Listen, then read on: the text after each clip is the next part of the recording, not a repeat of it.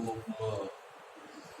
पवित्र आत्मा के अवतरण पश्चात 21वां रविवार है और हम उसे रिफॉर्मेशन संडे के रूप में आज मनाते हैं। रिफॉर्मेशन संडे मतलब सुधार कार्य किया गया, चर्च में लोगों ने सुधार कार्य किया। और आज के जो चुने पाठ है वो दूसरा राजा उसका 30वां अध्याय 10 से 25 और रोमियो 11 1 से 6, लूका 11 33 से अंत तक जो आपके सामने पढ़ा गया है। आप सबों को प्रभु यीशु मसीह के मधुर नाम में नमस्कार और जय मसीह की। और आज के दिन हम आपका स्वागत करते हैं और आज पवित्र आत्मा का 21वां रविवार है और इस रविवार को हम रिफॉर्मेशन संडे के रूप में बनाते हैं। इसके पहले कि हम वचन में जाएंगे, मैं एक बात और आपसे कहना चाहता हूँ। मैं धन्यवाद देना चाहता हूँ कलीसिया का कि जब मेरे भाई की डेथ हुई, जो मेरे से छोटा है, अचानक उसकी डेथ हुई, कलीसिया ने प्रार्थना करी। तो आपकी प्रार्थनाओं के लिए और आपके कंडोलेंसेस के लिए मैं आप सबों का धन्यवाद करता हूँ। आइए इसके पहले हम वचन में जाएं, हम प्रार्थना। मेरे मुख्य वचन, मेरे हृदय का ध्यान आपको ग्रहण योग्य हो। हे यहोवा परमेश्वर, हमारी चट्टान, हमारे उद्धार करने वाले, आमीन आमीन। 15वीं एवं 16वीं शताब्दी, 15वीं एवं 16वीं शताब्दी मसीही इतिहास की बड़ी महत्वपूर्ण शताब्दी है, जिसमें चर्च में काफी सुधार हुआ। कुछ पास्टर्स ने चर्च की गलत नीतियों के विरुद्ध में आवाज उठाई एवं चर्च के महत्वपूर्ण सिद्धांतों में सुधार लाया, जिसमें से मुख्य रूप से John Wycliffe, John has and John Martin Luther महत्वपूर्ण सुधारक हुए। इसके बाद भी सुधार कार्य हुए, परंतु ये 3 सुधारक जो हैं इतिहास में बड़े महत्वपूर्ण हैं। और हम इन्हीं सुधारकों ने क्या किया है, हम उसी के विषय में आज देखेंगे कि उन्होंने कैसे चर्च में सुधार लेकर के आया। और इसको सुधारक को हम जानते हैं कि ये प्रोटेस्टेंट जो आंदोलन था, इसको हम प्रोटेस्टेंट आंदोलन के रूप में जानते हैं कि पहले रोमन कैथोलिक चर्च था और मार्टिन लूथर ने प्रोटेस्ट किया और तब हम लोग प्रोटेस्टेंट। तो मार्टिन लूथर ने 95 थीसिस जो थी वो चर्च के दरवाजे में ठोका उसने, और उसने ये बताया कि चर्च जो है इन बातों में गलतियां कर रहा है और चर्च अपने आप को सुधारे। तो मार्टिन लूथर, जॉन हस और जॉन कॉलवेल, जॉन विक्लिफ। तो आज का जो रविवार है सुधार रविवार के रूप में मना रहे हैं और आज के दिन प्रोटेस्टेंट सुधार की नींव जो थी वो जॉन विक्लिफ के द्वारा रखी गई। जॉन विक्लिफ जो थे वो 1330 में इंग्लैंड में पैदा हुए एवं 31 दिसंबर को वो प्रभु में सो गए। वो एक धर्म वैज्ञानिक थे, एक दार्शनिक थे और बाइबल के बड़े अनुवादक थे। वे एक पास्टर भी थे और प्रोफेसर भी थे। उनका महत्वपूर्ण कार्य जो था, उन्होंने बाइबल का इंग्लिश में अनुवाद किया और जिससे ताकि जो बाइबल है सामान्य लोगों को पहुंच सके, क्योंकि जो बाइबल थी उस समय में सामान्य लोग उसे नहीं पढ़ सकते। केवल प्रीस्ट पढ़ सकते थे, पोप पढ़ सकते थे और क्लर्जी पढ़ सकते थे। और सामान्य व्यक्ति, आप जैसे व्यक्ति, कलीसिया के कोई लोग बाइबल को नहीं पढ़ सकते थे। तो उन्होंने जो एक काम किया, महत्वपूर्ण काम किया, वो ये किया कि उन्होंने परमेश्वर के वचन के अधिकार को स्थापित किया। उन्होंने कहा परमेश्वर का जो वचन है वो सर्वोपरि है। परमेश्वर के वचन के अधिकार को स्थापित किया। और जब हम दूसरा राजा उसका 23वां अध्याय, उसकी 23वां अध्याय 10 से लेकर के 25वीं आयत तक पढ़ते हैं, वहां हम यहोशिया राजा के विषय में पढ़ते हैं जो यहूदा का राजा हुआ और उसने सारी मूर्तियों को जो कि यहूदा में थी और इस्राएल में थी, सारी मूर्तियों को उसने निकाल करके तोड़ के फेंक दिया, जला दिया, और सारे जो पवित्र जो सीक्रेट पोल्स थे उनको भी उसने तोड़ दिया और गिरा दिया। और जितने भी अन्य जाति के देवी देवता थे, जो इजरायली लोग जिनकी पूजा करते थे, उपासना करते थे, उनको भी तोड़ करके उसने जला दिया और भस्म कर दिया। और उसने ऐसा क्यों किया? उसने ऐसा इसलिए किया, यदि आप पढ़ेंगे दूसरा राजा उसका 22वां अध्याय, यदि आप पूरा पढ़ेंगे तो पाएंगे कि यहोशिया राजा जो था उसने परमेश्वर के वचन के अनुसार ये किया। उसको व्यवस्था की पुस्तक मिली, उसको वाचा की पुस्तक मिली, और जब उसको वाचा की पुस्तक मिली और जब उसने पढ़ा और उसको सुनाया गया, तब उसने कहा कि जो भी इस्राएल में हो रहा है वो परमेश्वर के वचन के अनुसार नहीं हो रहा। और इसीलिए उसने सारी मूर्ति पूजाओं को वहां से हटा दिया, और इस प्रकार उसने परमेश्वर के वचन के अधिकार को स्थापित किया। जॉन हस ने भी यही किया, काल्विन ने भी यही किया, जो जॉन विक्लिफ थे उन्होंने भी यही किया। उन्होंने बाइबल का ट्रांसलेशन किया, उन्होंने बाइबल को इंग्लिश लैंग्वेज में ट्रांसलेशन किया ताकि वो कॉमन लोगों तक पहुंच सके। जॉन हस ने भी परमेश्वर के वचन को, अधिकार को स्थापित किया। मार्टिन लूथर ने ये कहा कि 16 स्क्रिप्चर, उन्होंने एक नाम दिया, 16 स्क्रिप्चर केवल परमेश्वर का वचन, केवल परमेश्वर का वचन ही आधिकारिक है, परमेश्वर का वचन ही सर्वोपरि है, और परमेश्वर के वचन को ही अंतिम रूप से अधिकार प्राप्त है। उसके ऊपर और कोई नहीं है, ना पोप है, ना और कोई क्लर्जी है, ना पास्टर है, उसके ऊपर कोई नहीं है। परमेश्वर का जो वचन है वही ही सर्वोपरि है, और इसीलिए उसने नाम दिया कि 16 स्क्रिप्चर, केवल word alone.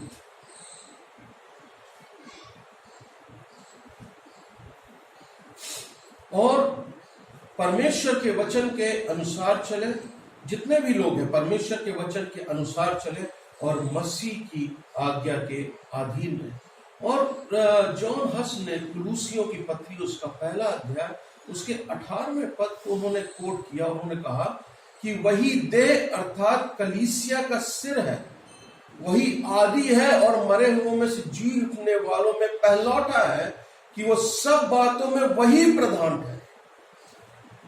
Head of the church, head of the church is Jesus Christ alone, there is no other head. हम लोग जो हैं, जो क्लर्जीज हैं, जो पास्टर्स हैं, हम लोग सेवक हैं। हम लोग वचन के ऊपर नहीं है, हम लोग वचन के अधीन हैं, क्योंकि वचन के ही द्वारा हमको ये अधिकार प्राप्त है कि हम प्रचार करें।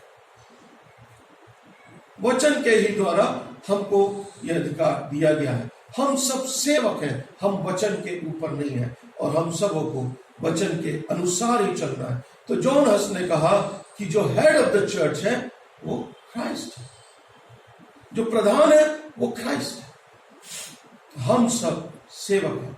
तो सुधारकों ने, जो रिफॉर्मर्स थे, उन्होंने वचन को मनुष्य से ज्यादा महत्व, वचन को मनुष्यों से ज्यादा महत्व दिया और वचन को सबसे ऊपर रखा। इसीलिए मार्टिन लूथर ने एक नाम दिया, वो नाम है 16 स्क्रिप्चर, केवल वचन ही आधिकारिक है और कुछ नहीं, क्योंकि वचन के द्वारा ही सिद्धांतों की स्थापना है।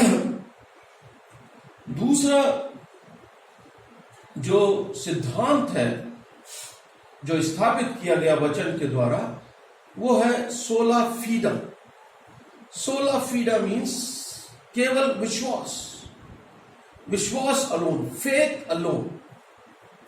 और रोमियो की पत्री यदि आप पढ़ेंगे, उन्होंने रोमियो की पत्री कोट किया, पहला अध्याय उसकी 17वीं आयत, कहा विश्वास से धर्मी जन जीवित रहेगा।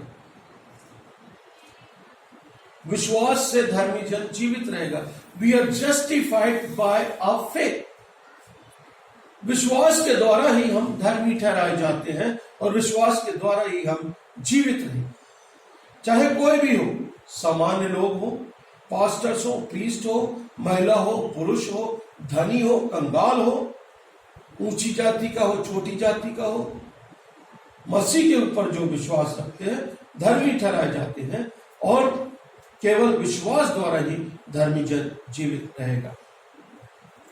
और जो तीसरा सिद्धांत उन्होंने बताया वो ये है, मार्टिन लूथर ने कहा, उसमें सुधार लाया कि चर्च द्वारा जो गलत उपयोग किया जा रहा था, तो उन्होंने बताया सोला ग्रेशिया, केवल अनुग्रह, ओनली ग्रेस। उद्धार केवल अनुग्रह के द्वारा हुआ है। उद्धार मनुष्य के अच्छे कर्मों के द्वारा प्राप्त नहीं कर सकता। मनुष्य अपने अच्छे कर्मों के द्वारा और व्यवस्था के एक एक बातों को मानने के द्वारा उद्धार प्राप्त नहीं कर सकता। मनुष्य को उद्धार प्राप्त हुआ है केवल परमेश्वर के अनुग्रह के द्वारा ही मनुष्य को उद्धार प्राप्त हुआ है। और मनुष्य को वही बचाता है और मनुष्य के अनुग्रह, परमेश्वर के अनुग्रह के द्वारा ही मनुष्य को उद्धार प्राप्त हुआ है। हमारे अच्छे काम हमको नहीं बचा सकते, परंतु इसका यह मतलब भी नहीं है कि हम अच्छे काम न करें। वचन में जो दिया है कि यदि तेरा पड़ोसी भूखा है तो उसको खाना खिला, यदि तेरा पड़ोसी प्यासा है तो उसको पानी पिला, और यदि कोई वस्त्रहीन है तो उसको कपड़े दे दे, और कोई तुझसे 1 मील ले जाए तो 2 मील चला जाए। ये हमारी सामाजिक ड्यूटी है, ये हमारी सामाजिक ड्यूटी है। और रोमियो की पत्री, हम उसका 11वां अध्याय 1 से 6वीं आयत तक यदि हम पढ़ेंगे तो ये पुराने नियम की घटना है जिसका उल्लेख पौलुस यहाँ पे करता है। जब एलिया इजेबेल के डर से भागता है, एलिया इजेबेल के डर से भागता है, क्योंकि इजेबेल जो थी वो एक जेंटाइल महिला थी, वो एक अनजाति स्त्री थी। उसने अहाब के साथ में विवाह किया था और ये इसने अपने सारे देवी देवताओं को लेकर के आ गई थी, और इसने अहाब को भी मिसगाइड किया, जो यहूदी था अहाब को भी मिसगाइड किया और अहाब को भी वर्शिप करने के लिए मजबूर किया।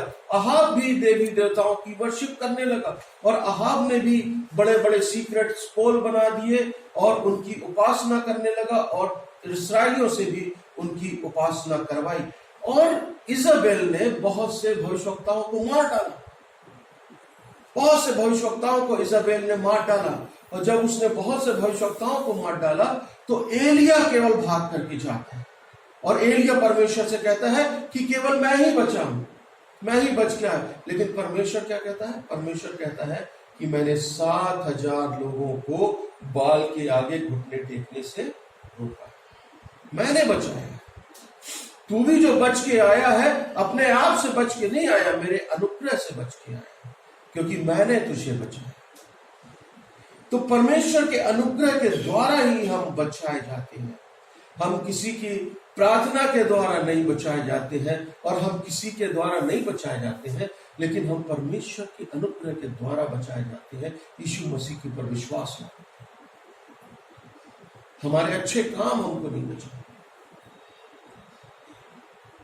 लेकिन परमेश्वर जो है उसके ही अनुग्रह के द्वारा हम बचाए जाते हैं। और कैथोलिक चर्च का मानना यह था कि उद्धार मनुष्य के अच्छे कामों के द्वारा और व्यवस्था के पालन के द्वारा होता है, कि यदि तुम अच्छे काम करोगे तो परमेश्वर प्रसन्न होगा, और जब परमेश्वर प्रसन्न होगा तब उसका अनुग्रह तुम्हारे ऊपर आएगा और वो तुमको क्षमा देगा। परंतु ऐसी बात नहीं है, हमारे अच्छे कामों के द्वारा हमारा उद्धार नहीं हुआ है और व्यवस्था के ऊपर चलने के द्वारा हमारा उद्धार नहीं हुआ, परंतु हमारा उद्धार प्रभु यीशु मसीह के रक्त के द्वारा, उसके अनुग्रह के द्वारा हमारा उद्धार हुआ है। और इसका अर्थ यह नहीं है कि हम अपने पड़ोसी से प्रेम करना छोड़ दें। हमारी सामाजिक ड्यूटी है कि हम अपने पड़ोसी से प्रेम करें, परंतु उद्धार परमेश्वर के अनुग्रह के द्वारा। यदि आप इफिसियों की पत्री उसका 2रा अध्याय उसकी 8वीं और 9वीं आयत पढ़ेंगे तो वहां पे लिखा है, क्योंकि विश्वास के द्वारा अनुग्रह ही से तुम्हारा उद्धार हुआ है और न कर्मों के कारण ऐसा ना हो कि कोई घमंड, कर्मों के कारण कि हम घमंड। और क्योंकि 15वीं और 16वीं शताब्दी में चर्च जो है वो उद्धार को बेचता था, इंडल्जेंस जिसे कहते हैं, उद्धार को बेचता था। So sale of indulgence, so they were selling the indulgence. लोगों को पाप की क्षमा का सर्टिफिकेट दिया जाता। क्लर्जी जो थे और जो हायर अथॉरिटी थी वो आपका नाम लिख करके बोलते थे आपके पाप क्षमा हुए, और उनको प्रमाण पत्र दिया और पैसे के बदले में दिया जाता और पैसे जमा किए जाते थे। तो सेलिंग ऑफ इंडल्जेंस, इंडल्जेंस को बेचा जाता था। और ये आदेश दिया जाता था बिशप लोगों को भी कि आप भी जो इंडल्जेंस है उनको आप सेल करो, प्रमाण पत्र बेचो और पैसा इकट्ठा, और पैसा इकट्ठा। और वो जो पैसा था वो क्लर्जीज के और जो याजक लोग थे उनके विलासिता और दूसरे कामों में खर्चा किया जाता था, और दूसरी बिल्डिंग बनाने में खर्चा किया जाता था। और मार्टिन लूथर ने एक अपनी 86th थीसिस में उन्होंने कहा कि पोप क्यों नहीं अपने धन से, जो कि मार्कुस जो रोमन जर्नल था उससे बहुत अधिक है, सेंट पीटर बेसिलिका को क्यों नहीं बनाता, वह क्यों गरीब के पैसों से बनाता है, क्यों इंडल्जेंस बेच करके वो सेंट पीटर की बेसिलिका बनाता है। पोप के पास में बहुत पैसा था, बहुत पैसा था पोप के पास में, जो कि रोमन जर्नल से भी ज्यादा पैसा था उसके पास। तो वो कहता है तुम इंडल्जेंस बेच करके पैसा इकट्ठा करके क्यों इस सेंट पॉल्स के चर्च को बनाते हो, तुम्हारे पास तो इतना पैसा है, तुम उसको खुद बनाओ, तुम क्यों गरीबों को लूटते हो। तो इंडल्जेंस बेच करके ये पैसा कमाते थे और ये कार्य करते थे। और इंडल्जेंस के साथ साथ एक और दूसरी बात थी, पैसा कमाने का एक और दूसरा रास्ता, और वो दूसरा रास्ता ये था कि जब कोई व्यक्ति मर जाता था तो उसके आत्मा को ये ट्रांसफर करने का अधिकार था परगेटरी से heaven, to transfer the soul of a deceased from purgatory to haven.